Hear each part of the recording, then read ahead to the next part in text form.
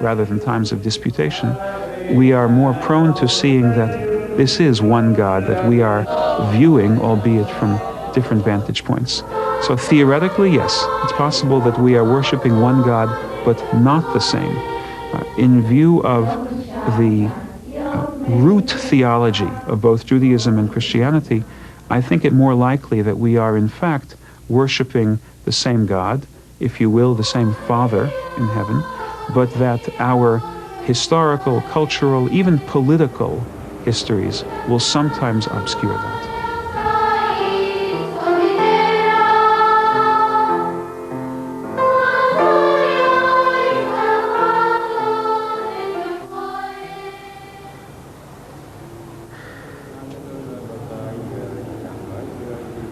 The Vatican was one of the worst. They cooperated with Hitler, with the Nazis. They didn't do anything in order even to rescue the Jews from Rome, from Italy. They didn't send even one protest against it. They didn't interfere to avoid it. Je suis sidéré et scandalisé qu'on ait voulu faire porter à l'Église catholique romaine la responsabilité de l'affreux drame nazi. Et on oublie un peu trop de nos jours que c'est une aventure absolument païenne au sens le plus fort du terme et que le nazisme voulait la fin de tout ce système chrétien, juif et judéo-chrétien. Il était aussi ennemi du christianisme que du judaïsme. I view Auschwitz as a rabbi to be a very holy place. In the sand of Auschwitz, literally, is the blood of millions of my brothers and sisters who died for one reason. They died because they were Jewish, what we call in Hebrew al-Kiddush Hashem. They sanctified God's name. That cemetery, the largest Jewish cemetery in the world, is a very holy place. And it is our responsibility to revere that place, to mourn in that place, and to indicate that what happened there will never, ever happen again.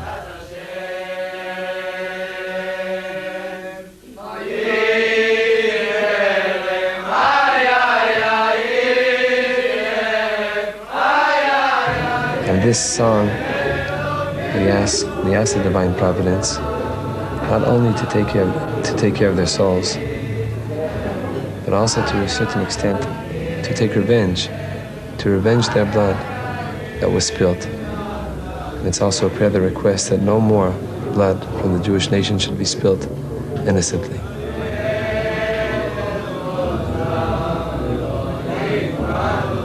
I don't believe that any human being can leave Auschwitz in the same way as he entered Auschwitz.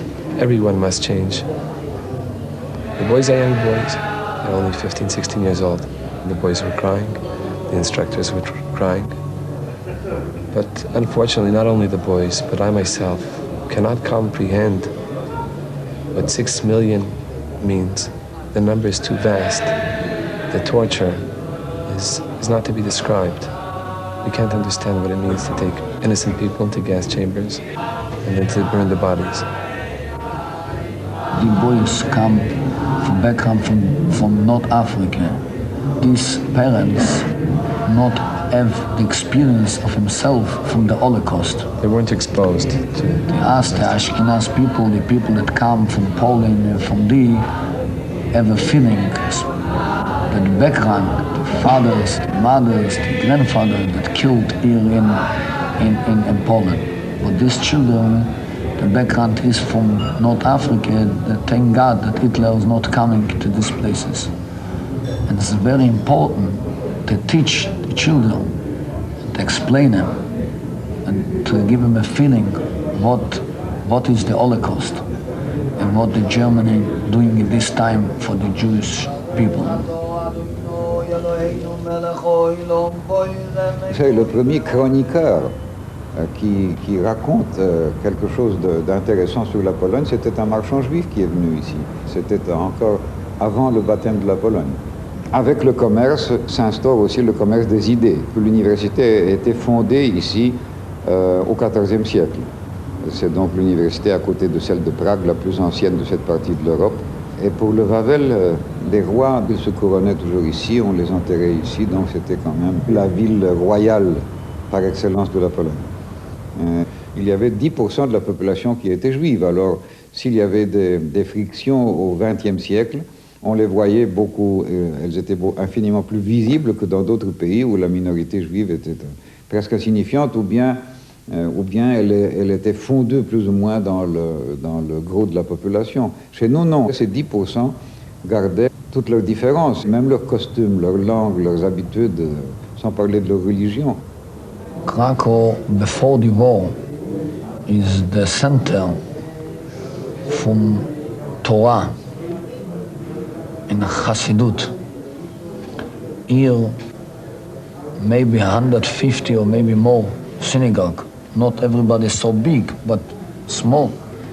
And in every synagogue, you have hundreds of people, youngsters and older ones, that sit and learning and pray day and night.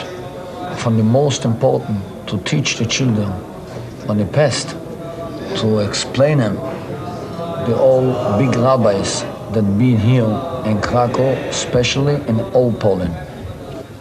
This is the feeling that the children have after Auschwitz, that we must to help the people, to help the Jewish people, to make Israel stronger, better for himself and better for the world. Normalement, ils ne veulent pas voir les guides du musée, qui sont très souvent des anciens prisonniers, mais ils ont seulement leur propre guide. De temps en temps, quand il y a une grande manifestation de juifs, des excursions, de pèlerinages qui comptent de centaines de personnes, parfois ça peut provoquer quelque chose. Mais de nouveau, le conflit du Carmel a aggravé la situation, et c'était surtout les manifestations arrangées par le rabbin Weiss de New York, parce que ça a pris un caractère très spectaculaire et qui a provoqué une sorte d'indignation de la population d'Auschwitz. I was there on July 14th, 1989, in a very peaceful demonstration. We sat on the porch at Auschwitz praying for 5 hours, reading the Bible. We were in our prayer shawls. It was very clear that we had come in peace. Et imaginez-vous, quand quelques personnes arrivent, traversent la clôture en mettant des échelles par force, puis frappent la porte, crient. Et pour les gens qui étaient en dedans, les ouvriers qui travaillaient, ou les autres, les passants, alors c'était quelque chose d'inadmissible. Comment est-ce possible? Et ils pensaient, voilà, ces gens-là, qu'est-ce qu'ils vont faire avec nos sœurs? Peut-être les battre, n'est-ce pas? Peut-être les chasser? Non, on ne peut pas, il faut les défendre. Et voilà, la réaction des ouvriers. D'abord, ils ont versé de l'eau, n'est-ce pas, sur les têtes de ces quelques juifs, et puis ils ont délogé par force. And to have water mixed with urine and feces dropped on our heads from above, and then to be dragged and brutalized out of Auschwitz as the nuns peered through the windows and did nothing, as a priest right outside of the gates screamed, "Rip off their skull caps, Juden raus," as a student prince went this way to us, intimating, choke him, kill him, as dogs were released to patrol the area, as plainclothes police stood by, I experienced at that moment an echo of what was 50 years ago. The church turning its head the other way and remaining silent as Jews were being attacked. Ici, on vivait entassé, on vivait le bourreau, les victimes, et tout à côté, les couvents, c'est aussi une certaine prison, mais où les personnes vivent d'une manière charitable entre elles. Elles prient pour la paix. On voulait donner un autre poids à ce poids terrible noir, donner, disons, un poids, un petit peu de lumière. Alors, il y avait d'habitude ici, pendant plusieurs années, d'organiser des journées de prière pour les victimes des nations dont les citoyens sont morts ici. Alors, on a organisé aussi des journées de prière pour les Juifs et on a obtenu ensuite des remerciements de la part de la communauté juive centrale de Varsovie, mais on n'a pas pris malheureusement des contacts avec la communauté juive, disons, dans le monde entier, dans l'Europe. Le peuple juif estime que la mort de tous ces millions d'êtres n'a pas à être personnalisée par une prière, mais qu'il fallait que dans le silence d'Auschwitz, l'humanité se reconnaisse. Il ne fallait pas qu'il y ait un clocher, même un clocher juif. J'aurais été pour ma part tout autant opposé à ce qu'il y ait une sorte d'emblème de David, de Magen David, comme l'on dit, d'étoile de David, à Auschwitz. Il faut que ce lieu reste, les morts sont pourtant juifs, qu'il reste l'échec permanent de toute une humanité. Pour les catholiques, et plus particulièrement polonais, les cimetières, c'est presque une terre sainte. Alors il faut y aller pour prier, il faut allumer les bougies, il faut déposer les fleurs. Chez les Juifs, il n'y a pas l'habitude de prier pour les défunts, en tout cas de prier des gens qui n'appartiennent pas à la famille. Oui, ceux qui sont de la famille, surtout les descendants, c'est une autre chose. Mais prier pour un juif défunt de quelqu'un qui n'est pas juif, ça peut être bizarre, comme un intrus qui entre en famille. Pour les chrétiens, c'est une autre chose. Et surtout chez nous, en Pologne, et surtout vu l'enseignement du pape qui insiste beaucoup de prier pour les ennemis, de vaincre le mal par le bien. Alors pour les Juifs, c'est pas toujours bien compris. Et pour eux, le pardon, n'est-ce pas, c'est une chose difficile. The Vatican certainly has a responsibility to pray in Auschwitz to atone for its sins of the past. What we reject is not the prayers in the site, but crosses on that site. What we reject is the building of a convent on that site. The cross does not belong at Auschwitz, just as a Jewish star does not belong in St. Peter's Square at the Vatican. Les Polonais, ils ont une certaine attache particulière avec la croix. D'autant plus que cette croix était, on peut dire, persécutée par les communistes pendant plus de 40 ans. Tuć jest pierwsze przykazanie. Wierny wszelkim chrześcijanie, miłuj Stworzyciela. Alors pour les Polonais, défendre la croix, c'est un devoir. Et ils ne comprennent pas que la croix peut être considérée par les Juifs comme un signe de persécution, de cruauté vis-à-vis d'eux. Co się ku przysiędze spieszą, jarają się, przysięgają o swą duszę, nic nie dbają.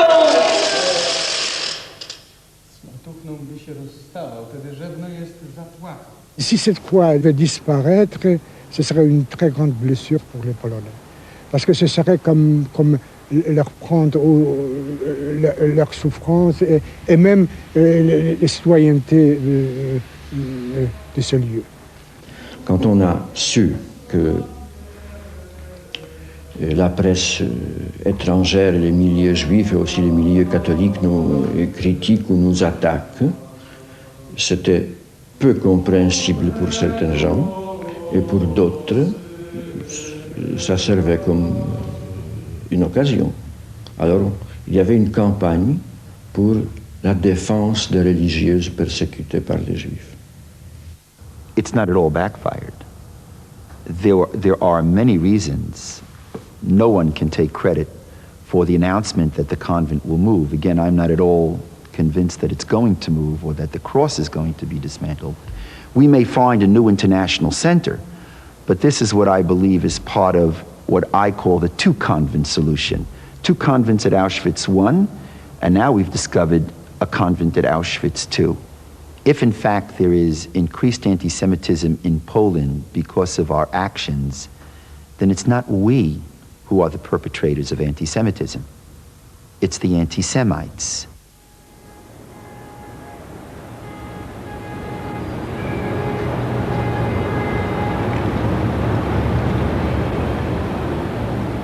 Cardinal Glimt is read wrong in the United States. He was saying that the Jewish community did have power in the press to bring about certain things, which is true. I mean, Avi Weiss, when he was there, it just happened that there was a film crew. I mean, the film crew was walking in front of the convent as he was jumping over the convent. I mean, that was sort of contrived, wasn't it? Glimt uttered and gave one of the most outrageously anti-Semitic homilies before 150,000 people in Czestochowa. Amongst the many outrageous things he said was that I, with my students, had, let me add, God forbid, come to Auschwitz to murder the nuns. No, I think the Cardinal said that perhaps he could cause violence. We sued Cardinal Glimt for defamation of character. And we indicated, because at that point he was planning to come to the United States, that the moment he would step foot on American soil, we would serve him with papers. And in the end, he canceled. When I heard Cardinal Glimt's comments, which went something like this: "You should know, you proud, arrogant Jews," I'm overstating it, "that we know that you control the world," words to that effect. I thought to myself, that's what a parish priest would have done 100 years ago to incite a pogrom. When Cardinal Glimt conveyed that Avi Weiss, a young rabbi, was there to rape the nuns, I thought to myself, this is crazy on the part of the Cardinal. Écoutez, je pense que c'est la façon américaine de concevoir les choses et elle vaut ce qu'elle vaut pour chaque pays. Je pense qu'on peut d'un autre côté estimer que les Français sont timorés, qu'ils sont peut-être pas assez sur le terrain. Je pense que c'était une façon peut-être un petit peu engagée physiquement de voir les choses et je crois pour ma part que c'est jamais par la force qu'on résout les problèmes. Je pense que c'est un réel dialogue, une conviction intérieure et intime qui permet de réussir à trouver des solutions. La communauté juive de France est d'abord numériquement la plus importante d'Europe, et d'assez loin. Il y a en France 600 000 juifs qui représentent à eux seuls, hormis l'Union soviétique bien sûr, plus de la moitié de la totalité des juifs en Europe. Donc tout naturellement, la France joue un rôle de leadership à l'intérieur du judaïsme européen.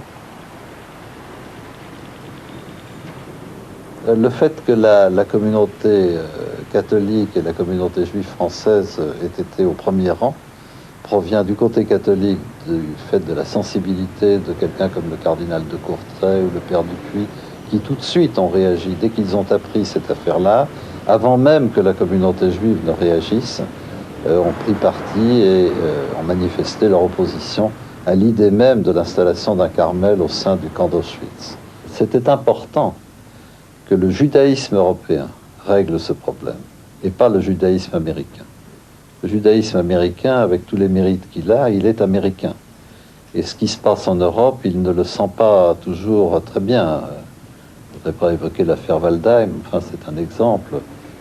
Nos interlocuteurs polonais, le cardinal Macharski et ceux qui l'accompagnaient, visiblement n'avaient pas une conscience très grande de ce qu'était la Shoah, l'Holocauste pour nous. Et nous n'avions pas non plus de notre côté une bonne compréhension de ce qu'était Auschwitz pour les Polonais.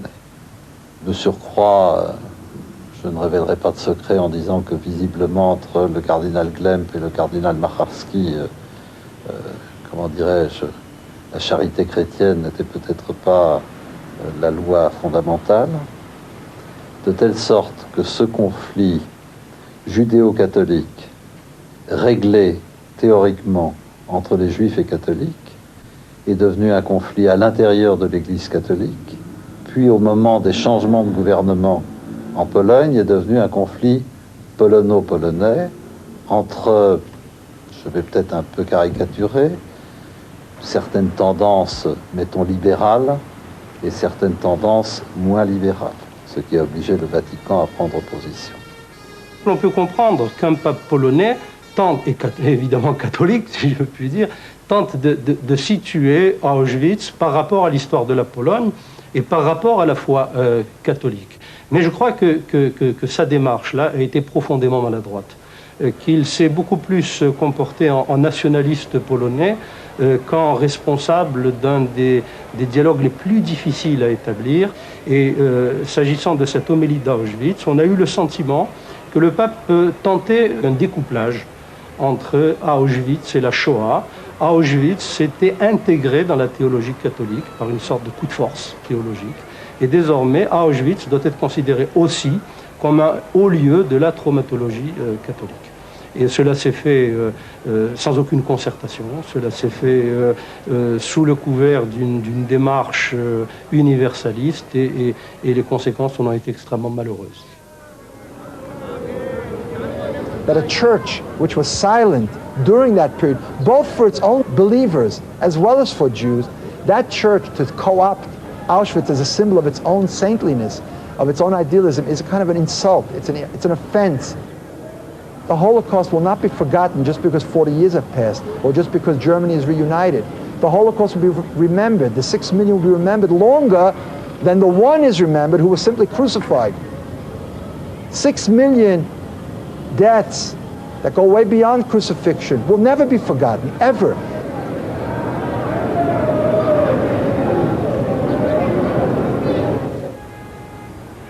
I do think that there's a systematic policy. The Vatican's intention is to build convents at the death camps, because with the death camps decaying, 200 years from now, all you'll find at these death camps are convents. And the world will either believe that the Holocaust was a Christian tragedy or that the Vatican protected Jews during the Holocaust, which is, of course, nonsense.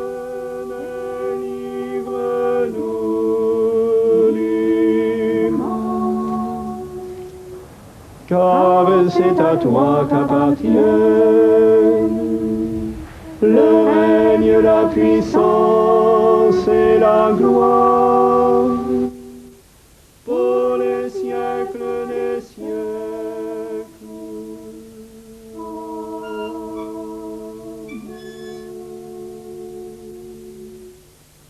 La christianisation de la Shoah, d'abord par la canonisation du père Kolbe, qui était un religieux polonais, qui, d'après le procès en canonisation, s'est livré ou se serait livré en otage pour sauver la vie d'un autre détenu.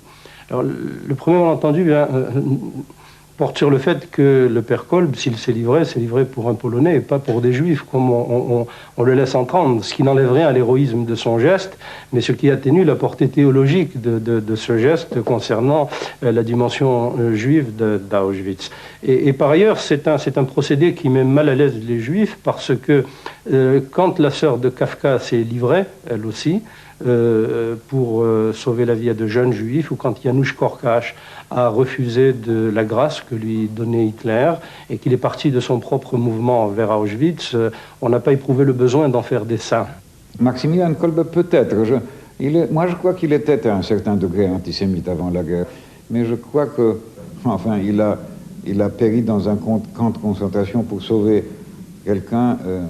Ce n'était pas un juif, celui qui l'avait sauvé, mais je suis sûr que si ça avait été un juif, il aurait eu exactement la même attitude. Un père de famille. Ce qui est beaucoup plus grave, alors, d'un point de vue juif, ça a été la béatification d'Edith Stein, non pas en tant que catholique, mais en tant que juive convertie. Edith Stein ignorait tout de la pensée juive. Elle ne savait pas ce qu'elle abdiquait du judaïsme en se convertissant au christianisme, mais évoquer sa mémoire et évoquer ce que fut son martyre dans ce lieu-là, je crois aussi que c'était une maladresse extrême. Edith Stein Évidemment, le pape ne pourrait pas canoniser des juifs qui n'étaient pas chrétiens. Ça serait une intervention qui ne serait pas acceptée. Eli Stein, je pense que de notre point de vue, nous comprenions ce fait comme une sorte de pont entre le judaïsme et christianisme, d'autant plus qu'elle, une religieuse catholique, mais en même temps, elle se considérait juive jusqu'à sa mort, et enfin, elle est morte parce qu'elle était juive. Je ne crois pas qu'il y a un projet de récupération, d'accaparer. Je suppose que son expérience personnelle, d'abord pendant la guerre sous l'occupation nazie, alors le totalitarisme fasciste de droite, et ensuite 45 ans de régime communiste, ça lui a donné, je pense, surtout sa sensibilité aux droits de l'homme, à la dignité de la personne humaine, ce qu'il souligne dans toutes ces encycliques. Et ça, je pense que c'est justement son opposition contre le totalitarisme qui a contribué beaucoup à sa formation.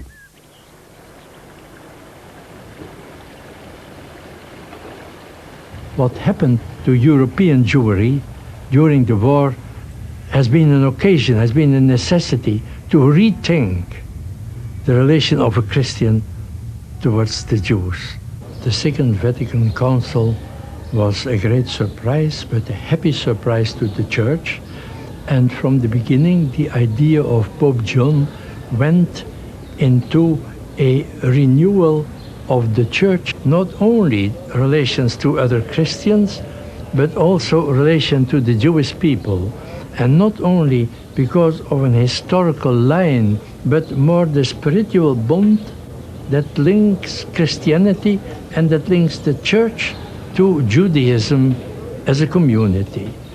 We felt the necessity of rectifying, purifying our thinking, the relation of us as Christians and as a Catholic Church towards the Jews. Ça a été marqué par la déclaration Nostra Aetate, qui est liée au progrès de Vatican II, déclaration qui a été perçue par les communautés juives comme un jalon vers un dialogue véritable. There is also a view on the past history in the declaration, in which we admit we have given motives for anti-Semitism. We have given a contribution that produced in the Western society anti-Semitism, seeds to it. Yeah, I think the spiritual element of Nostra Aetate is the real important one. Jean-Paul II, le pape actuel, a été appelé à la plus haute responsabilité de l'Église. Et l'on s'est rendu compte au fur et à mesure que ce pape-là prenait des initiatives qui avaient cette particularité de pouvoir être interprétées simultanément comme favorables à une poursuite du dialogue entre juifs et catholiques et comme défavorables à une poursuite du dialogue entre juifs et catholiques en raison d'ambiguïté de formulation ou d'équivoques concernant même l'intention. L'attitude de l'Église polonaise, qui n'a pas été démentie par le pape, a été effectivement de nature à ralentir ces relations judéo-chrétiennes, parce qu'on a bien senti ici qu'il y avait encore beaucoup de sous-entendus, de non-dits.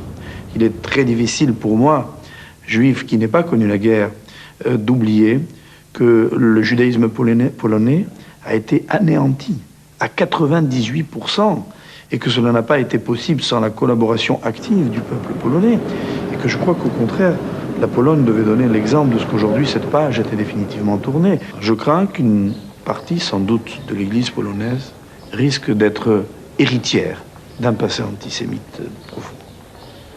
Il y avait en Pologne une certaine manière de penser que les Juifs veulent la puissance dans le monde, c'est-à-dire qu'ils sont très orgueilleux et qu'ils veulent envahir le monde entier. Et deuxièmement, c'est eux qui tiennent tout l'argent du monde. C'est-à-dire, c'était de point de vue matériel, de point de vue l'argent. Et c'est pour cela que tous les principaux dirigeants des pays qui sont au pouvoir, qui décident du destin du monde entier, sont soit les Juifs, soit dirigés par les Juifs. Quand je faisais ma catéchèse, je me rappelle très bien, nous avions une très bonne dame pour faire la catéchèse qui nous montrait des images. Alors, c'était quand même dit que c'était les Juifs qui étaient les responsables de la mort de Jésus. Ils ne pouvaient pas accepter qu'ils se disent le roi des Juifs, ça les choquait, ça les scandalisait, ils voulaient s'en débarrasser. Donc, le commentaire de notre catéchiste, la dame qui nous expliquait l'évangile, etc., était, vous voyez, c'est quand même les Juifs qui l'ont condamné à mort. Parce que Pilate a dit, moi je ne veux pas. Et jamais, par contre, jamais après, quand j'étais déjà au lycée et j'allais toujours à l'église à une catéchèse, on n'a pas évoqué comme le judaïsme était la source du christianisme. Wiele opisów przyrodniczych, wiele opisów świata, które nie zgadzają się z dzisiejszymi Comme chrétienne, je pense profondément que nous avons à demander pardon au peuple juif. Et selon ma foi, je ne peux pas croire en Dieu et avoir la joie parfaite d'être sauvée, d'être fille de Dieu, fille du Père qui est bon, et penser qu'une nation qui est une nation qui m'a donné mes origines chrétiennes, cette nation-là a été persécutée et même était destinée à être détruite. Donc il s'agit ici pas d'un péché ou d'une chose que moi-même j'ai commise personnellement comme Elżbieta Twarowska polonaise dans ma vie, mais il s'agit ici d'un certain péché, d'une certaine faute commune, une responsabilité commune que nous portons les uns par rapport aux autres. Naturellement que les Polonais ont toujours ce sentiment aujourd'hui quand ils analysent leur comportement d'alors, que peut-être ils auraient pu faire encore plus, que peut-être ils auraient pu prendre des risques plus grands, qu'il y avait certainement d'indifférence. Ce qui déjà était un péché à ce moment-là, parce qu'on ne peut pas rester indifférent dans une telle situation. Par contre, l'Église a gagné un gros respect pour avoir quand même fait beaucoup pour protéger des gens persécutés. Il y a justement des clandestins qui se sont cachés, surtout dans des monastères. Pour sauver un seul enfant juif, il fallait toute une chaîne de famille, n'est-ce pas? Mais il ne suffisait pas qu'il se cache dans une famille et après dans un couvent, etc. Il fallait changer sa cachette, il fallait le transporter, il fallait vraiment des efforts énormes de toute une communauté. Alors, par exemple, il y a une ville en Pologne occidentale, Przemyśl, où d'après les statistiques dont nous disposons jusqu'à présent, beaucoup plus de personnes sont mortes pour avoir caché, abrité des Juifs chez elles que le nombre des Juifs qui a été abrité. Vous voyez. 6 millions de Polonais ont péri, mais ces 6 millions de Polonais, cela veut dire 3 millions de Juifs polonais et 3 millions de Polonais non juifs. Et cela, c'était donc la première tranche d'une population qui, je crois, devait être totalement décimée, décapitée. Au début de Auschwitz, il y a beaucoup de Polonais qui y ont péri et beaucoup de Russes, prisonniers de guerre simplement. Et c'est après 1 an et demi, je crois, de l'existence de Auschwitz, ou 2 ans, que les premiers Juifs y sont arrivés. Sur les symboles de la souffrance juive, de la souffrance russe, de la souffrance polonaise aussi bien. C'est très international, la souffrance, vous savez. Là, il faut bien s'en souvenir. Et encore de la souffrance des Gitans, justement, qui me semblent les grands oubliés de ce martyre. It is an extremely delicate subject. Even in the Jewish community itself, they wrestle with the interpretation of the Shoah. So it will be, I think, an extremely difficult point and delicate point also for us to give here a judgment as Catholics on the Shoah.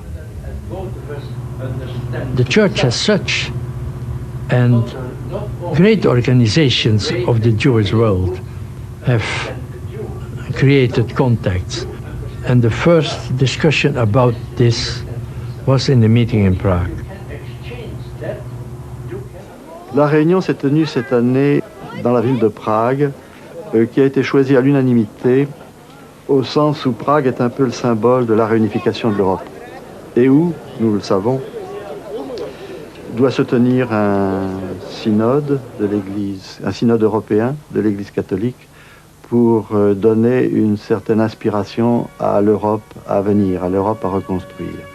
Certains déjà ont interprété ce geste comme si le pape Jean-Paul II voulait reconstruire une Europe catholique au détriment des autres confessions et au détriment de la présence juive en Europe. Je crois que c'est pour cette raison même qu'il a été décidé d'avoir une rencontre entre juifs et catholiques dans la ville de Prague en cette année de réunification de l'Europe. Il faut d'abord dire que c'est un événement de voir cette Europe qui est presque sans frontières aujourd'hui. Mais il y a une question, c'est que les Juifs ont subi dans cette Europe la Shoah, dont le symbole est Auschwitz. Or, cette réunion de Prague a eu précisément pour objet de s'interroger sur les remontées éventuelles d'antisémitisme dans cette Europe nouvelle et sur les conditions d'une reconstruction d'une Europe où les Juifs aient leur place, c'est-à-dire où il soit rappelé que les Juifs sont partie prenante de cette Europe et non pas des marginaux de cette Europe.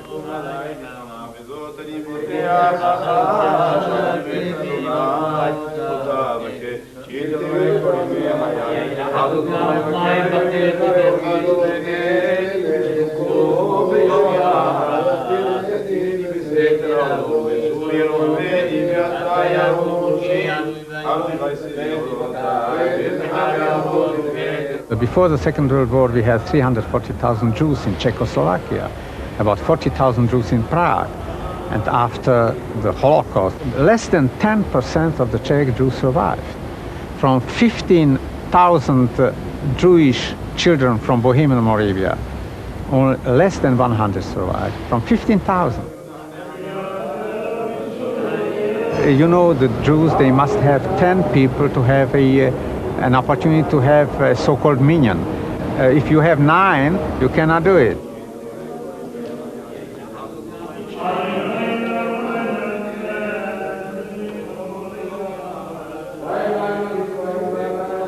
Leider, wir brauchen dazu mehr Leute. Es war heute nur 9 Leute waren hier. Und wir haben gewartet Gäste, welche sie kommen, aber sie sind nicht angekommen. Weil es ist kein Minyan, können wir die Tore nicht rausnehmen. Das passiert nur, wenn es 10 Mann sind. 10 erwachsene Leute. Wenn Sie denken zurück, dass Prag, was Prag war, mit 100 Jahren zurück in die Zeit von Rabbi Lev, die Zeit von Yechezkel Landau, die Zeit von Rabbi Rapoport, Oppenheim, Spira, Horowitz, ist doch schade, dass die altneue Synagoge, welche 700 Jahre alt ist und ständig tagtäglich 700 Jahre war hier offen und tagtäglich war hier Gottesdienst morgen und Abend. Ist doch schade, dass jetzt, wenn wir die Freiheit haben nach den 40 Jahren, dass wir das nicht ausnutzen sollen. We have a religious tradition, but we have a very important cultural tradition here. In the 19th century, for instance, in the beginning of the 20th century, we had a lot of Jews. They have not been involved in the religious life. And this was the same with the famous writers like Franz Kafka, Max Brod, Franz Werfel. Nobody from them decided to go to the synagogue, but they have been Jews. We have in Prague 3 cultures combined: the Czech culture, the German, and the Jewish. It was a crossroad. The Jews in the 19th, beginning of the 20th centuries, they have been an integrating element of the cultural life. And the Jews, they have been the intellectual cement of Prague. We created in the year 1918, for the first time, a Czechoslovak republic, a democratic, free republic, an island of democracy in Europe. It was a wonderful country, I can tell you. I have been a kid in this time. And for the Jews, it was the best country in Europe.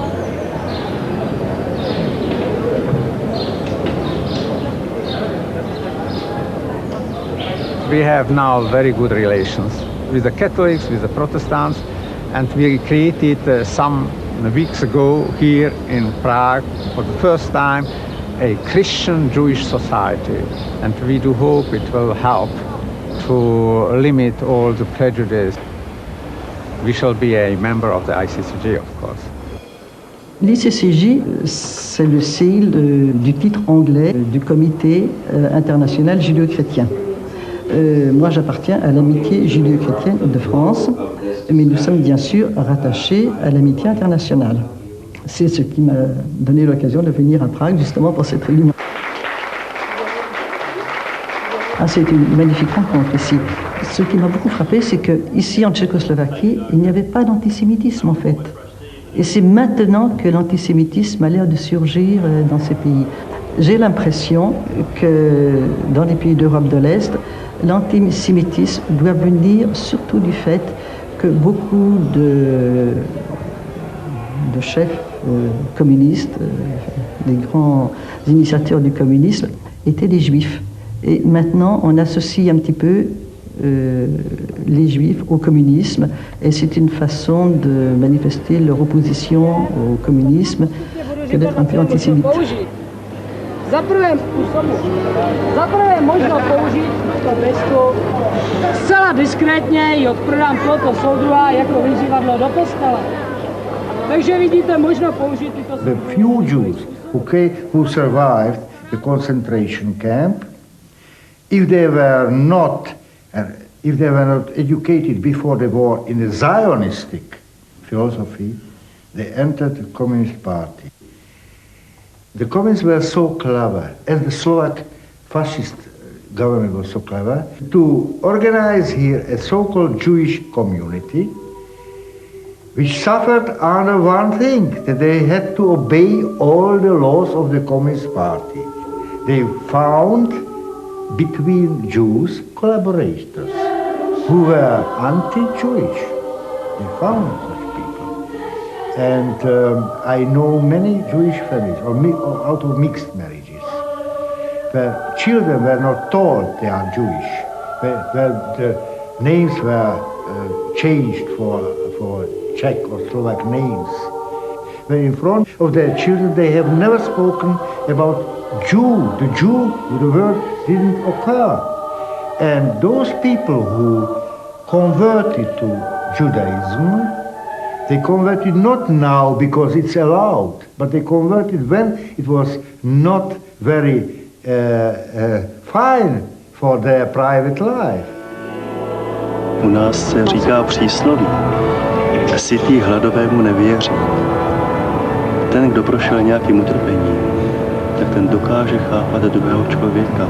A mnozí zvěřící lidé, katolíci, evangelíci, prošli utrpením, museli obětovat pro své náboženství a tak jistě také cítí s tím, co prožívá židovský národ. To říct nemůžeme, ale skutečnost je taková, že mnozí mladí lidé, především studenti, mají zájem seznámit se s křesťanstvím a přicházejí.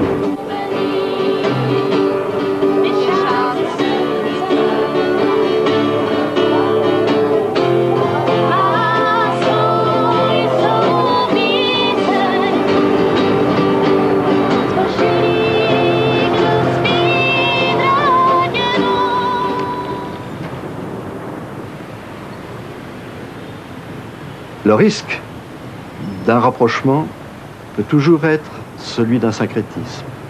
Mais il faut dire que l'histoire nous a instruits et tous les groupements judéo-chrétiens qui se sont réunis dans le cadre de l'International Jewish Committee ou bien des conférences entre juifs et catholiques ont mis le principe du refus du syncrétisme parmi leurs principes fondamentaux. Le fait qu'un juif ait pu devenir évêque et archevêque de Paris, et qu'il soit membre, partie prenante du dialogue entre juifs et chrétiens ici en France, et même au niveau de l'Église tout entière, représente l'indice d'un changement profond des mentalités.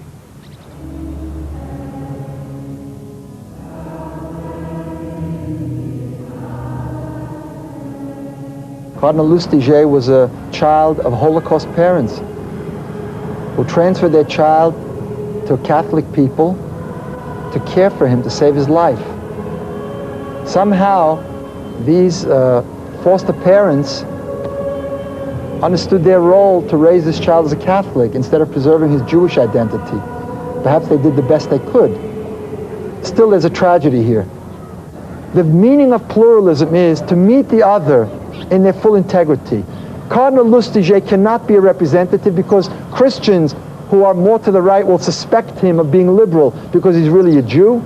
Jews who are more to the right will say, what do you expect from a Jew that became an apostate, so to speak? And so how could this be a symbol for the new world in which we want to appreciate particularism and see the many different fruits that God has given rise to when what you're talking here about is a hybrid? Le thème de la conversion est un thème très, très douloureux et très conflictuel entre juifs et chrétiens, parce que depuis 2000 ans, l'Église a cherché la conversion des juifs, donc leur disparition en tant que telle, en tant qu'identité. Et depuis la fin de la guerre, une sorte de gentleman agreement avait été passé, selon lequel on mettait le prosélytisme un peu sous le boisseau. D'un point de vue juif, Monseigneur Lustiger est juif. Mais il est ce que l'on appelle un méchoumad, c'est-à-dire quelqu'un qui a détruit en lui son identité juive immédiate. Alors je sais que c'est une définition qu'il n'accepterait certainement pas, mais enfin il y a un droit juif comme il y a un droit canon, si vous voulez, et on ne peut pas définir son itinéraire comme si on était seul au monde. Ça ne signifie pas du tout que le cardinal Lustiger soit considéré comme un excommunié. Il peut rejoindre la synagogue qu'il veut, quand il veut. Et sa nomination, je crois, montre bien le conflit qui peut exister entre deux exigences de force égale et de sens contraire. L'exigence, le droit pour un homme de choisir son itinéraire religieux, mais le droit aussi pour une communauté, et notamment la communauté dont il provient, de préserver son identité. Il ne peut pas être à la fois juif et chrétien. Comment un vrai juif peut-il admettre ce scandale, cette obscénité, cette horreur qu'est notre conception chrétienne d'un fils de Dieu, d'un Dieu trine, d'un Messie sur la croix, enfin bref, c'est pas possible. Du côté chrétien, pas plus, parce que si les chrétiens représentent le véritable Israël accompli, le véritable Dieu d'Israël dévoilé, complètement dévoilé, alors que devient l'ancien Israël, que devient le judaïsme? Il ne peut pas y avoir deux verus Israël, deux vrais Israël. Le cardinal de Paris, Monseigneur Lustiger, est dans une erreur profonde et qui, à mon avis, entache même jusqu'à sa conversion, son sacerdoce et son épiscopat.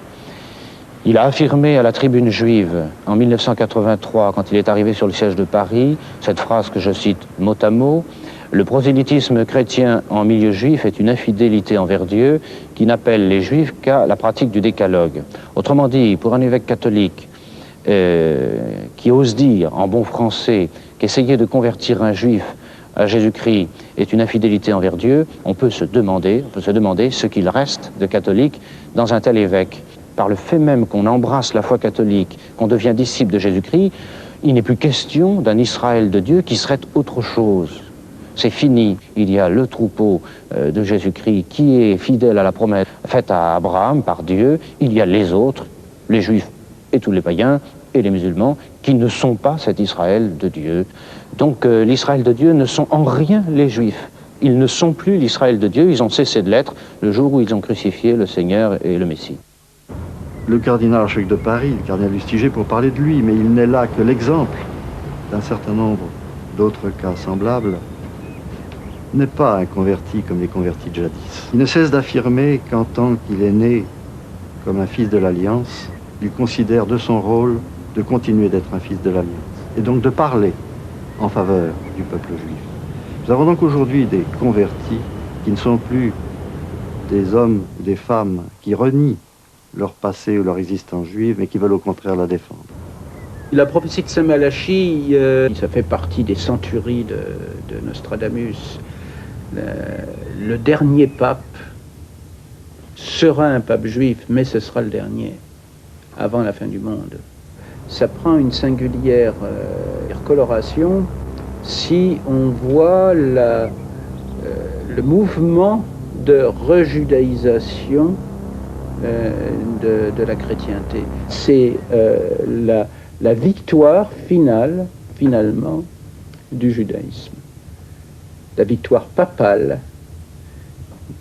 finalement, du judaïsme.